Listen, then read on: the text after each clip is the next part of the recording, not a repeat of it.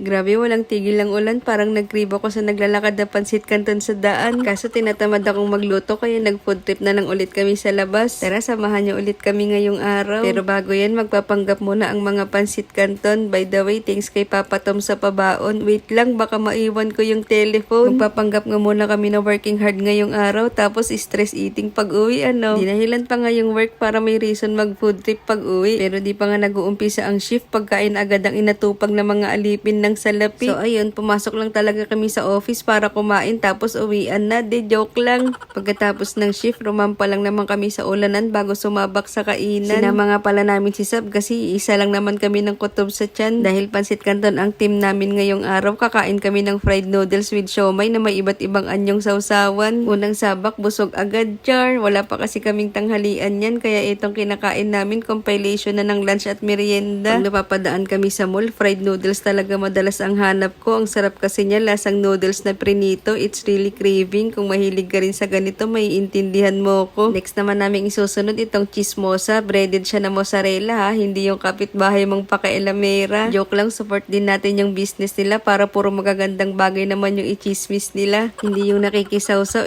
Masarap isawsaw to sa dipping sauce tapos the perfect bite.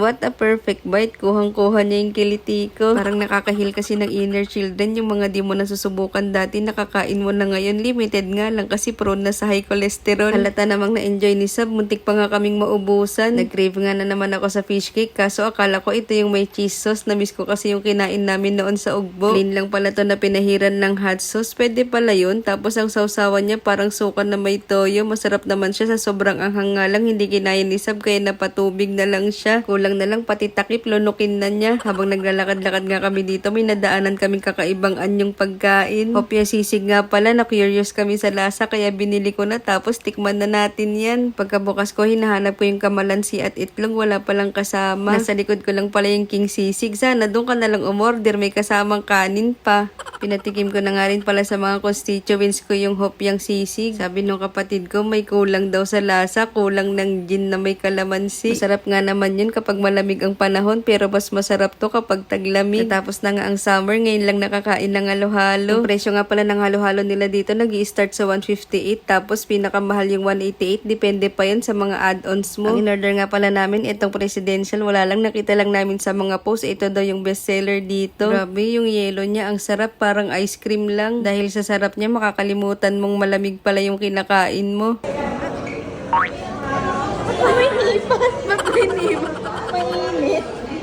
Pasensya na, sabaw lang for sure. Sa'yo rin naman nangyayari yan. O siya, paalam!